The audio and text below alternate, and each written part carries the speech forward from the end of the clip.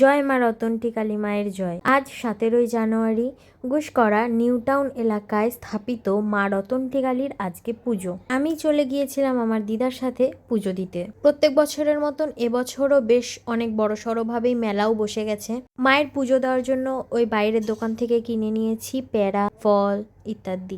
আজ চতুর্দশীর দিনকে পুজো দিতে গিয়েছিলাম, তার সাথে সাথে পুজোটা আমাবস্যার রাত্রেও হয়। রতন্টি মায়ের পুজো আর তার সাথে সাথে মেলাটা প্রত্যেক বছরই মাঘ মাসে হয়। মায়ের মন্দিরের ঠিক পিছন দিক থেকেই প্রবাহিত হয়ে গেছে কুনো নদী। সেই নদীতেই সকলে স্নান করে দণ্ডি কেটে মায়ের কাছে যাচ্ছেন। প্রত্যেক বছরই আমার দিদা এই কুনো নদীতে স্নান করে মায়ের কাছে যান দণ্ডি কেটে। তারপরে আমি আর আমার দিদা গিয়ে পুজোটা দিই মায়ের কাছে। ওই দেখতে পাচ্ছ সবুজ ব্লাউজ আর হলুদ কালারের শাড়ি, ওইটাই আমার দিদা। সকালবেলা দিদা আর আমি দুজনেই স্নান করেছিলাম, আর দিদা বাড়ির পুজোটা দিয়ে তারপরে আমরা বেরিয়েছিলাম মায়ের কাছে যাওয়ার জন্য। দিদা যেহেতু দণ্ডি কাটবে তাই দিদা আবার ওখানে গিয়েও একবার স্নান করেছে। একবার ঠিক না, এই দণ্ডি কাটার পরে ফিরে এসে আবারও স্নান করে একটা শাড়ি নিয়ে যাওয়া হয়েছিল বাড়ির থেকে, সেটাই দিদা আবার পরে নেয়। মায়ের পুজো দিতে গিয়ে দণ্ডি শুধুমাত্র মেয়েরাই কাটেনি, অনেক ছেলেরাও গিয়েছিল যারা ওখানে নদীতে স্নান করে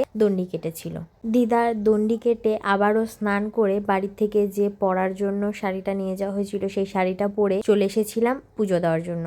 আমার মাটাকে কি ভালো লাগছে, আমি মোটে চোখ সরাতে পারছি না, ঠিক এতটাই অপূর্ব লাগছিল মায়ের রূপ। তোমরা সবাই যারা আমার ভিডিওটা দেখছো একটু দেখে বলো তো, পৃথিবীতে কি এর থেকে সুন্দর আর কোনো দৃশ্য হয়? আমার তো মনে হয় না, কারণ আমি ওনাকে দেখার পর থেকে আর কিছু সুন্দর বলে আমার মনে হচ্ছে না। মায়ের পুজো দিয়ে এরপরে সামনের দিকে যে কটা মেলা বসেছিল একটু মেলা ঘুরতে বেরিয়ে গিয়েছিলাম। এখনো সেরকম ভাবে সব মেলা বসে উঠতে পারেনি, আমার মনে হয় চারপাশে আরো অনেক জায়গায় মেলা হচ্ছে, তো সেই জন্য। পুজো দিতে গিয়েছিলাম দুপুর 12:30 একটা নাগাদ। খালি পেটে কিছু না খেয়েই গিয়েছিলাম, তাই পুজো দিয়েই খেয়ে নিলাম ফুচকা, 2 প্যাকেট কাঁচা আমলকি নিয়েছিলাম, আর বাড়ি ফেরার পথে কিনে নিলাম 12 ভাজা। দুপুর হোক বা সকাল, ফুচকা যে কোনো সময় যে কোনো পরিস্থিতিতেই খাওয়া যায়। এরপর পুজো দিয়ে চুল উড়াতে উড়াতে চলে এলাম বাড়ি। জয় মা রটন্তি, টাটা।